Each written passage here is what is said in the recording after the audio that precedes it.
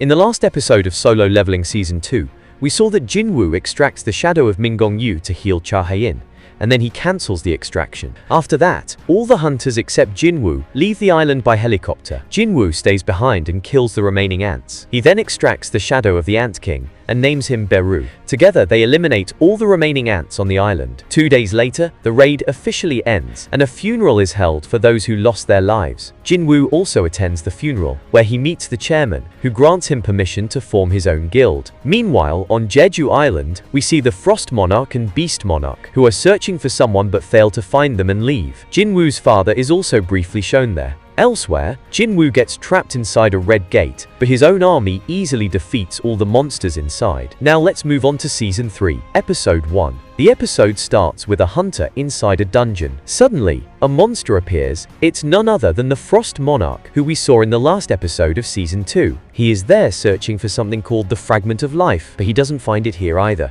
What exactly this Fragment of Life is hasn't been revealed yet, though I know who it is, but no spoilers. If you guys know, let me know in the comments. Then another monarch appears. He looks creepy and weird. The two of them talk about a place in the east where the Shadow Monarch resides. Basically, they are talking about Jin-Woo. The second monarch also mentions that the greatest Fragment of Life is in the same country. Suddenly, the Frost Monarch senses a powerful presence. A new hunter enters the scene. Try to guess who it is. The Frost Monarch realizes that it was a trap set to lure them in. Are you guys talking about Korea by any chance? The hunter asks. The Frost Monarch replies, even if we are, what is it to you? The second monarch opens a portal and tells the Frost Monarch that they don't have time for all this. The Frost Monarch agrees and says, stop us if you can, and then starts to leave. But the hunter says, I won't let you go that easily, and attacks. The Frost Monarch counters with an ice wall. It is then revealed that this hunter is none other than Jin-Woo's father. The scene shifts back to the Red Gate, where Jin-Woo had gone. He is now about to face the dungeon boss. The boss is furious and tells Jin-Woo that while he fought well and survived until now, he is now surrounded. His army is hidden all around the jungle. The boss calls his army to attack, but no one comes. Jin-Woo smirks and commands his shadow soldiers to appear. It's revealed that his shadows had already killed all the hidden monsters and brought their dead bodies out. Seeing this, the boss becomes even more enraged and commands the remaining monsters to attack. Jin-Woo, in turn, sends his shadow army forward. They easily defeat all the monsters. Now only the boss remains. He charges at Jin-Woo in anger, but Tusk uses his gravity magic to slam the boss to the ground. Jin-Woo approaches the boss and says, if you answer my question properly, maybe I'll make your death less painful. But before the boss can speak, he dies. Jin-Woo realizes that the system is interfering again. Then he remembers the key he got after clearing the demon castle. That key could only be used after reaching level 100. Since Jin-Woo had finally hit level 100 after the Jeju Island raid, he takes the key out of his inventory. Instantly, all the information about the key appears in front of him. He realizes that the key is for the Double Dungeon Temple, the same double dungeon where Jin-Woo had first received his powers. This is a huge deal for him. Until now, despite becoming so powerful because of the system, he had never truly understood what the system was or how it worked. Every time he tried to uncover more, the system would interfere. But now, finally, the system itself was calling him. Jin-Woo was excited, thinking, finally, I'll get to know the truth about the system. But then, he noticed a timer on the key. 417 hours left. That meant he couldn't use it just yet. He sighed and thought, well, I've waited this long, a little more won't hurt. The scene shifts, and we see Jin-Ho, who is frustrated. Haters online are spreading negativity about Jin-Woo, and Jin-Ho is replying to all of them angrily. Just then, Jin-Woo walks in carrying a bag full of essence stones. He hands it to Jin-Ho and says, you said we'll need a lot of money to start our new guild, right? This should be enough. Jin-Ho is surprised and asks, these are so many. Did you clear a high-rank gate? He adds, now we don't have to worry about the salaries for our future employees. Jin-Woo laughs and says, oh right, I totally forgot we'll need to hire people for the guild too. Jin-Ho agrees and asks, but first, have you thought of a name for our guild yet? They start discussing guild names. Jin-Woo then suggests, how about Solo Play Guild? Jin-Ho hates the name but doesn't say anything out loud. He just thinks to himself, is this a joke? Who names their guild that? Just then, the doorbell rings. Jin-Ho opens the door, and it's none other than Hunter Cha Hae-In. Jin-Woo is shocked to see her, but she's come to meet him. Jin-Woo asks, why are you here? Cha replies, I want to join your guild. Jin-Woo, confused, asks, did the chairman send you?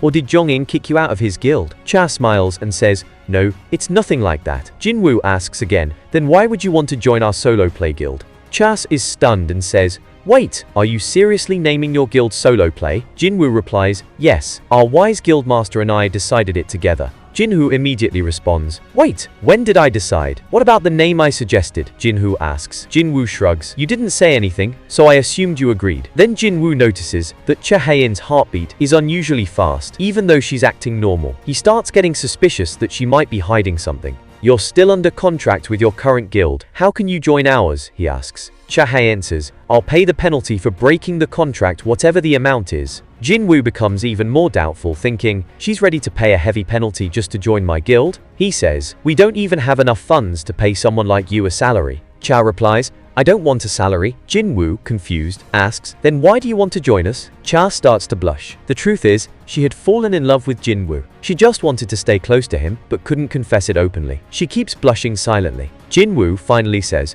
"Alright, you can join, but first, you'll have to pass an entrance test." Cha, curious, asks, "What kind of test?" Jin-Woo smirks and says, "You'll have to defeat the strongest ever shadow soldier of my choosing." Cha confidently replies, "I'm ready." They both plan to go to the Hunter Association's training gym for the test, but since the gym is quite far, Jin-Woo thinks, why not just use my shadow exchange skill? This also gives him the perfect opportunity to test whether he can teleport someone else with him using the skill. He calls Cha Hae-In a little closer, activates the skill, and it works. Both of them teleport together to the Hunter Association gym. Cha is shocked. "What just happened?" Jin-Woo replies, "Let's begin." But Cha quickly says, "Wait a second, I left my weapon at the office." She ran to the gym's storage room, picked up a practice sword and returned. "Alright, I'm ready now," she said. Jin-Woo summoned Igris and said, "This is the best swordsman in my shadow army." Cha asked, "How will the winner be decided?" Jin-Woo explained, "Either you destroy my shadow soldier, or you surrender." He thought to himself, "I told her I was using my strongest soldier, but bringing out Beru in front of her doesn't feel right." After all, during the Jeju Island raid, she got seriously injured because of him. That's why Igris is the best choice. The battle began. Their swords clashed, creating a loud shockwave that echoed throughout the gym. Meanwhile, somewhere in the building, the chairman who had actually booked the gym for today sensed something. What's going on? He wondered. He checked the surveillance feed and saw Jin-Woo and Cha Hae-In in combat. He was surprised. When did they get here?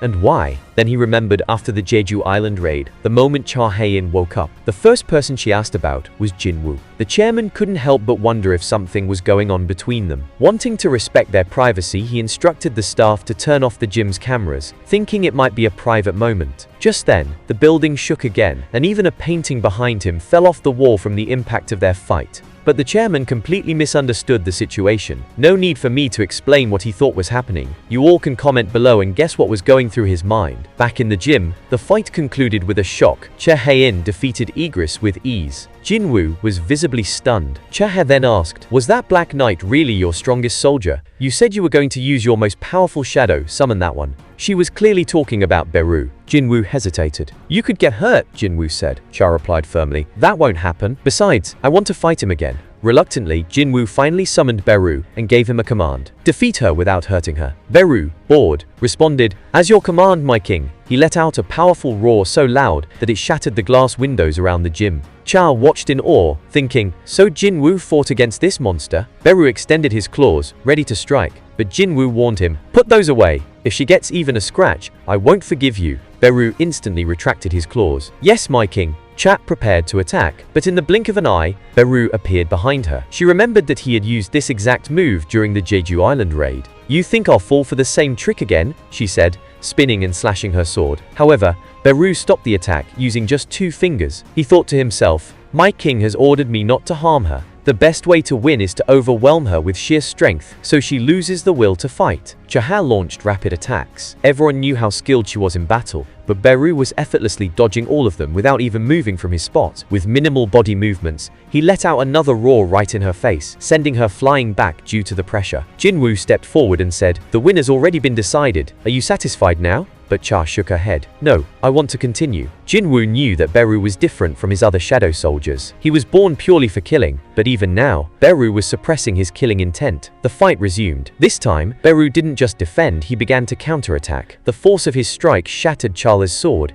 yet she refused to give up. She made up her mind to finish the fight in a single strike. She activated her strongest move, Blade of Light, a brilliant sword technique, and finally landed a powerful blow right on Beru. Cha's sword pierced deep into Beru's chest, but instead of backing down, the attack had the opposite effect. It awakened the killing intent buried deep inside him. Beru lost control. He started recalling the Ant Queen's voice and her final command, Kill all enemies. He forgot Jin-Woo's orders and began acting on the Ant Queen's instincts. His eyes turned blood red as he advanced toward Cha, radiating pure bloodlust. Jin-Woo yelled, "Beru, stop!" But Beru didn't respond. He was lost in rage. Realizing the danger, Jin-Woo immediately stepped in between them. With just his presence, he finally snapped Beru out of it. Beru suddenly stopped, fell to his knees, and begged for forgiveness, visibly ashamed. Jin-Woo rushed to Cha and asked, "Are you okay?" Then he added, "Seriously, this was just an entrance test. There was no need to risk your life over it." But Cha stayed silent. She didn't say a word.